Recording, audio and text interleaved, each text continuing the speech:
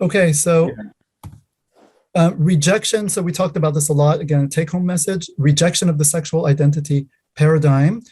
We must once again separate desire from action from identity. These are three separate things, just like race, gender, and sexual behavior. Those are three separate things, right? Desire, action, and identity separate. We have to separate these. And we also have to bring back together sex, reproduction, marriage, morality, put those together, okay?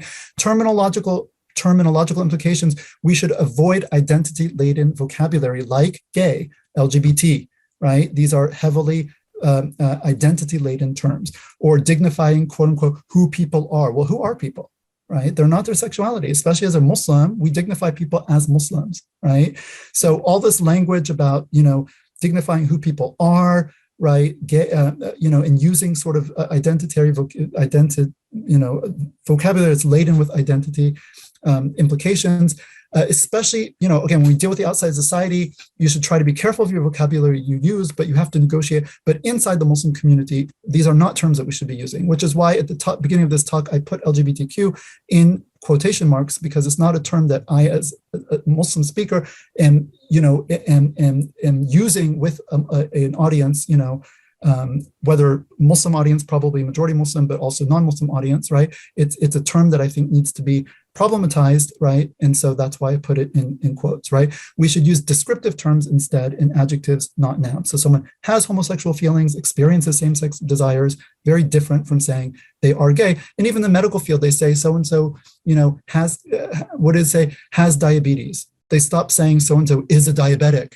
I mean, they've shifted in medical, right? Yeah, they shifted because you are a diabetic.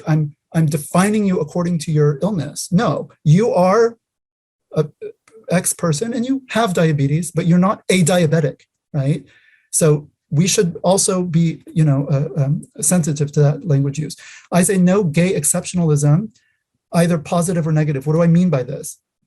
So pushing acceptance of LGBT acts in an Islamic environment, like schools, mosques, communities, and so forth, is just as unacceptable as pushing alcohol, zina, or anything else that's forbidden by the religion. There's no exception here, because again, we're not tying this to identity.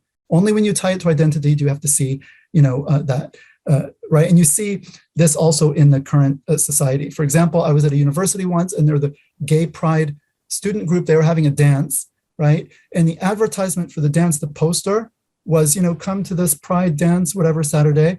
And the picture on it was a drawing. It wasn't like a photograph. It was like Art Deco figures, like two men completely naked dancing. And the picture showed everything right down to the very bottom of the groin, as far as you could go possibly, without showing like the organ. So, I mean, clearly the people are meant to be shown like dancing naked. And I think if that were just any other student group, like the Latino club or the, whatever, or the dance club, and they showed like a man and a woman dancing who were like naked on the poster, you'd be like, what? Like, what kind of dance is this? Like, why are the people naked on the poster, right? They wouldn't be considered acceptable. But if it's a pride parade or like an LGBT dance, that's perfectly like, there's like an exceptionalism here that, okay, yeah, you can have very provocative or kind of images that would otherwise be considered lewd and inappropriate, but because, you're basically defining your identity by this, well, we're not going to say anything. And so there's kind of an exceptionalism. So we should not accept that as Muslims, right? We have a moral standard and we stick to that. At the same time, so there's no like positive gay exceptionalism, but also not negative. So again, and I say this to Muslims of probably a more traditional bent, or people who they consider themselves like, okay, well, we're firm and hardcore on this issue. Be careful, right? As I said before, you might be more impacted by the modern Western paradigm than you yourself imagine. Merely having and faithfully struggling with same-sex desires or gender identity issues also does not merit any particular stigma or singling out. Someone comes to you, you're a friend, I've known you for so long, I have this big thing I want to share with you, it's so difficult for me. You don't just, go away. No, this person's coming, they made themselves very vulnerable. You help them, you embrace them, you support them, right? And you don't specifically stigmatize them for something that they don't, did not bring upon themselves and are not morally responsible for, right? We're not talking about people who are pushing the actions or advocating. We're talking about someone who feels a desire and is struggling with it, right? We don't have a particular, particular stigma or singling out for this, or say, oh, that's the gay brother, whatever. No, gay brother, okay, now you're a Western, modern Western. Don't tell me you're a traditional Muslim and you say gay Muslim. Well, what do you mean gay? Say that in Arabic. Tell me that in classical Arabic. I don't have a word for it. I don't have a word for gay.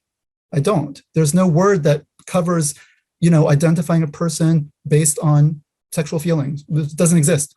I can only name people who are doing things, or gender, male, female, so forth. Okay.